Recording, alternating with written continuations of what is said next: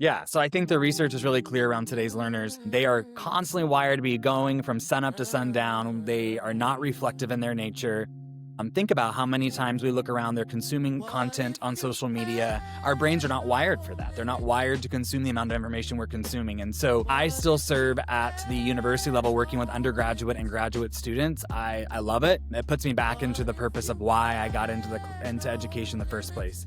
And so what I think we have to realize post-pandemic is we've shifted a lot of the things that we used to teach earlier years have now been delayed. For example, time management probably used to be taught in late elementary, early middle school, and now we're still teaching time management in college, right? So just trying to give perspective. One of the things that I found successful is every start of class, we focus what are 3 good things right now, and then I share the 4th. And it could be anything personal or professional, but it just allows us all to focus on what are great. It can literally be the sun is shining. Like it can just be anything that is great.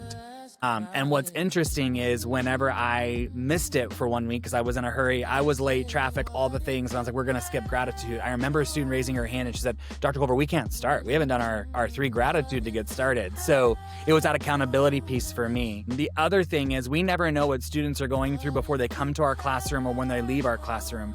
And so what we can do is we can take 60 seconds to help them just be still, to be quiet, to breathe for a second, because that gives everyone a fair opportunity to be regulated, to be competent and confident in what they can do and bring to the space.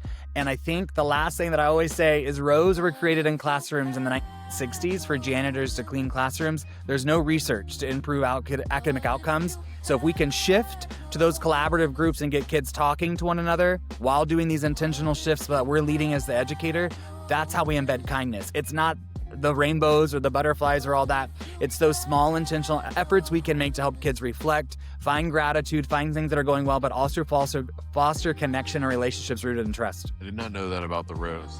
Yeah. Interesting. Yeah, that's fascinating. I want to watch like a documentary on that now. From a district leader, how does professional development and kindness look at scale? I think that's up to the individual district. So I have done. There's like a part B. How do we make it stick beyond a single workshop or PD day? Yeah, that's exactly it. So I was going to say it can be a full day PD day, it can be a workshop, it can be any of those things, but it has to be that collective buy-in. So in my experience, when I walk through the science of kindness, I'm giving insights to today's learners, what's going on with Gen Z and Gen Alpha, how did we get here, and how can we respond, much like the first question asked. So it's not one more thing, right? It's the through line of how we do these things. What's going to happen then at that point, and by the end of it, we have to have a commitment that everyone's all in.